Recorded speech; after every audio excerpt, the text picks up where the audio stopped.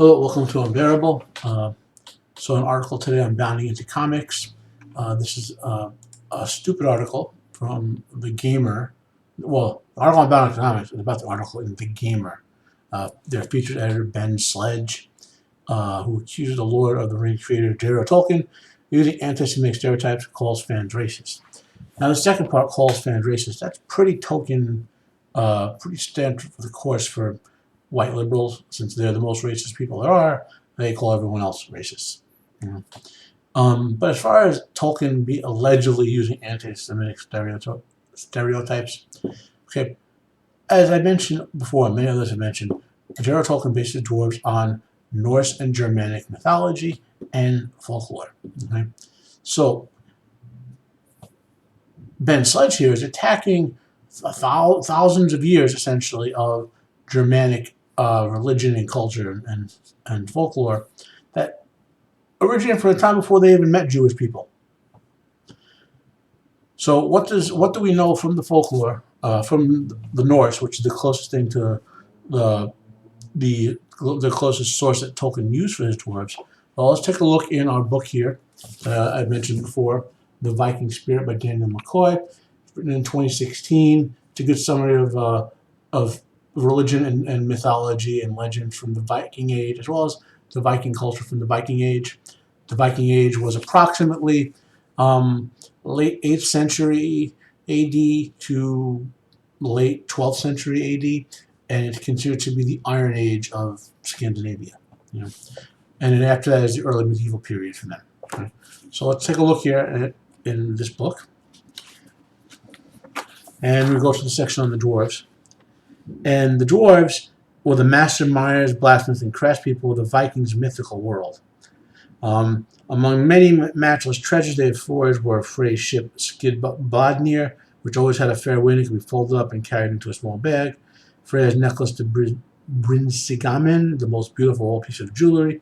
Odin's spear Gungnir, which always hit his target. His arm ring Draupnir, from which another 8 rings dropped every 9th night. And of course, the most famous, Thor's hammer Mjolnir. We know from Norse mythology they lived underground because they could turn, most dwarves, if they were exposed to sunlight, would turn to stone. As far as what they look like, the surviving actual Norse sources, which would be just called like poetry, are very sparse on that. They mention the dwarves, and mostly they mention male dwarves. The later literary sources from Scandinavia and other Germanic folklore, the dwarves weren't always short. They did tend to be stout, mostly with muscles. Again, they looked fair-skinned mostly because they were Scandinavian and Germanic people. Those are the people they knew about back then. People looked like them. Right?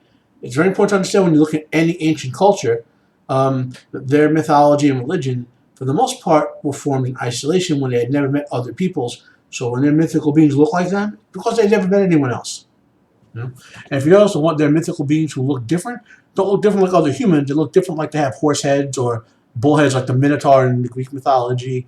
Or they could shape change into all sorts of weird shapes. Or some have like the form of light, like and so forth. So the claim that dwarves are an anti-Semitic caricature falls on its face. Now, most modern conception of dwarves in various fantasy RPGs and settings comes from Tolkien's concept of dwarves, which drew from many different sources. And I was, in the Norse and Germanic lore, and obviously had some author influence. So let's just take another look at some information here. Okay, what were dwarves like in Norse mythology? This is more what I said before. The dwarves, obviously, master craftsmen. 4 dwarves had very significant roles in Norse mythology. They each had the names of the cardinal points, which in Old Norse was north, east, south, and west. I remember north is Norgiri. I don't remember the other 3 offhand. But they were basically represented those forces on the map.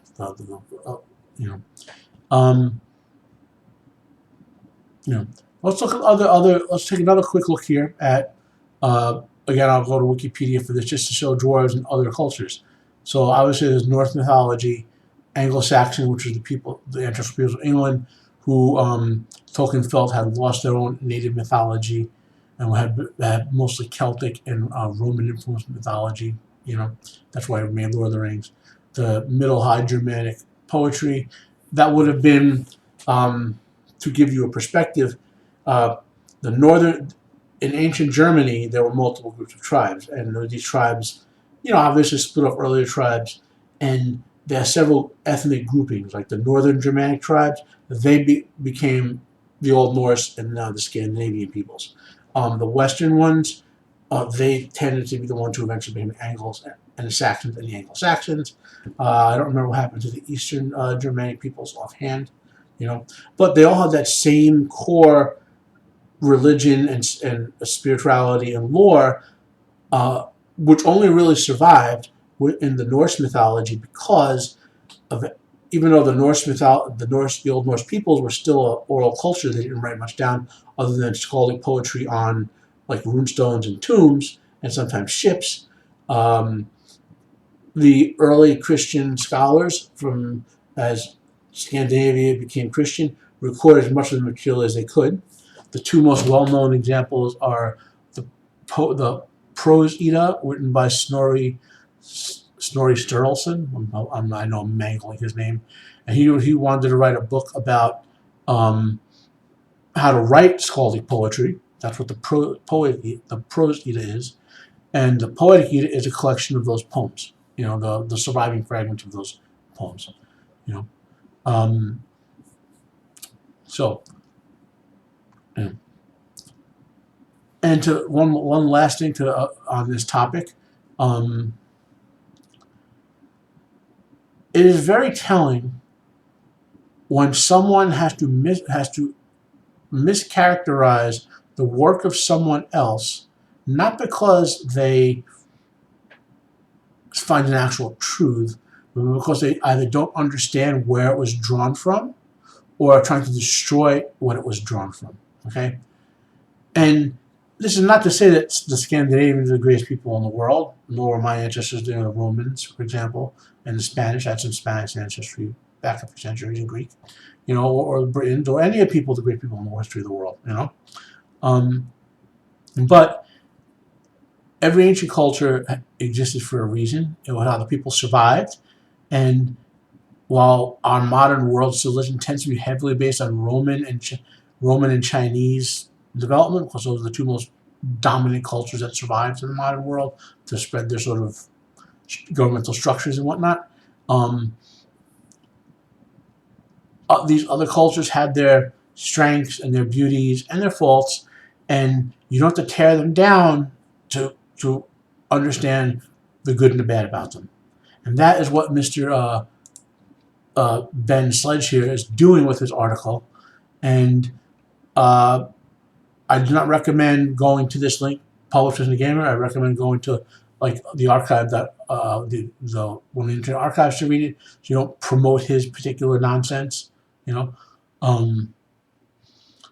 hope that was somewhat informative. This is my personal opinion, although I did provide some factual information and research for you to look into.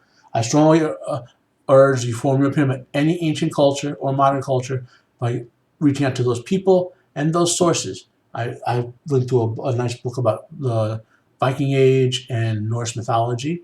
You'll hear others from other sources come up here over the time with me, hopefully. It's very important to learn what we can about everyone and not you just characterize something we don't like or we're trying to destroy as anti-Semitic or anything else because you don't like it. Thank you for listening. Hit like if you like it. Don't like it if you don't. Subscribe if you want. Thank you.